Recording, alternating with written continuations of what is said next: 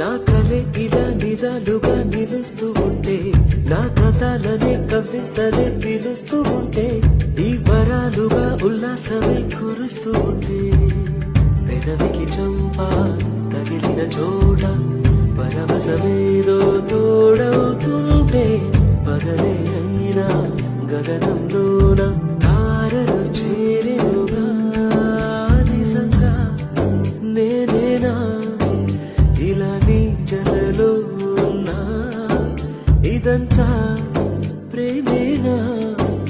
ఎన్నో వింతలు చూస్తున్నా,